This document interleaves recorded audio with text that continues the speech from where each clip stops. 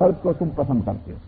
اور اسی طرح سے اگر کئی شوہر ہو چکے ہیں دنیا میں کسی وجہ سے، تب بھی اس کو اختیار دیا جائے گا کہ تمہیں اختیار ہے کہ تم کس شوہر کو اس کے اپنے اخلاق، اس کے کردار، اس کے کیریکٹر، اس کے بیہیویئر کی بنیاد پر کس کو تم پسند کرتی ہو، تو پھر وہ اسی کے ساتھ اس کا وہاں اس کی شادی کر دی جائے گی. وہاں یوں کہیے کہ نئے سرے سے وہ شادی والا نظام ہوگا. اب مجھے پتہ نہیں کہ وہ جو رسمیں یہاں کی ہیں وہ بھی ہوں گی کہ نہیں ہوں گی، وہ مجھے پتہ نہیں. تو بہرحال یہ کہ یہ تو ہے وہ جنتی بیویوں کا مسئلہ. رہ گئی حوریں.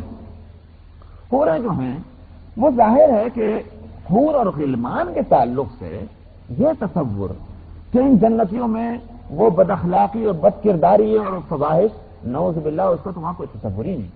جنہوں نے زندگی پاک بازی کے ساتھ گزاری ہے، ان کا اخلاق اور کردار اگر دنیا میں اس طرح پاک اور صاف تھا تو وہاں کیا وہ بے حیائیاں کرتے ہوں گے؟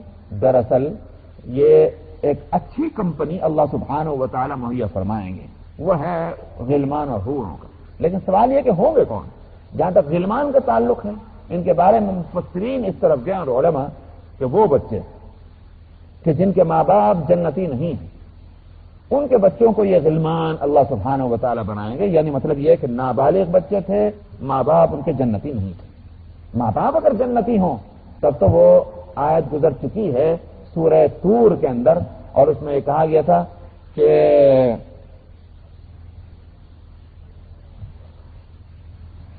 کیا تھا؟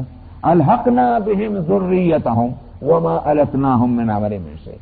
جو جنتی ہوں گے ان کے بچوں کو انہیں کے ساتھ ملا دیا جائے گا تو وہ خود جنت کے مستحق بن جائیں گے ان کے بچے جو صالحین کے مومنین. لیکن جو جنتی نہیں ہے ماں باپ، ان کے نابالغ بچوں کو کیا کیا جائے گا؟ وہی ہوں گے وہ غلمان کہ تو یہ یوں کہیے کہ دل بہلانے اور اچھی کمپنی مہیا کرنے اور جنتوں کی آبادی کا ذریعہ بنیں گے. اسی طرح حوریں کون ہوں گی؟ حوریں وہ لڑکیاں کہیں ہو سکتی ہیں کہ جن کے ماں باپ جو ہیں وہ جنت کے مستحق نہیں ہیں اور ان کی کم عمری میں انتقال ہوا، اللہ سبحانہ و تعالی وہاں ان کو یہ حوروں کی شکل دیں گے.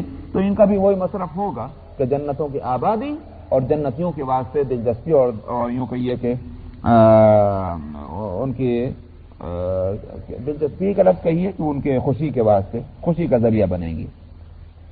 تو یہاں فرمایا کہ حور مقصورات فی الخیام فبأی آلاء ربکما تکذبان لم یطمثہن انس قبلہم ولا جان. ان کو کسی انسان اور جنات نے ان سے پہلے نہ چھوا ہوگا. ظاہر ہے کہ بچپن میں انتقال ہو گیا، تو یہ تو بچپن میں انتقال ہوا، اللہ نے ان کو وہاں ایک نوجوان کنواریوں کی شکل دے دی، تو اس لیے پاک صاف ہوں گی.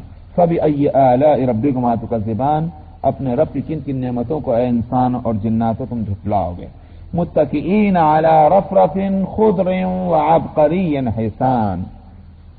فرمایا یہ جنتی وہاں رفرف ہرے رفرف پر اور نہایت قیمتی کارپیٹ پر، قالینوں پر وہ بیٹھے ہوئے ہوں گے، تکیہ لگائے ہوئے ہوں گے، ٹیک لگائے ہوئے. تو معلوم ہوا کہ وہاں تو گدے ہیں اور یہاں ایک کارپیٹ ہیں اور قالین ہیں جن پر بیٹھے ہیں.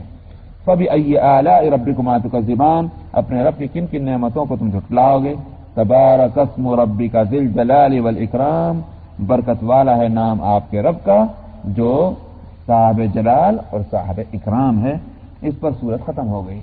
تو اس میں اللہ سبحانہ و تعالیٰ نے اس سورت میں ابتدا جو کی تھی وہ کی تھی اپنی شان رحمانی کو بتلا کر قرآن کے تعلیم دینے کو اللہ نے اپنی نعمت قرار دیا تھا، اور اس کے بعد یہ کہا تھا کہ اللہ سبحانہ و تعالیٰ نے دنیا میں تمہارے اوپر یہ مہربانیاں کی، آخرت میں تمہارے لیے ان نعمتوں کا انتظام ہے اور ان نعمتوں کا مستحق بنانے کے واسطے قرآن کو نازل کیا گیا.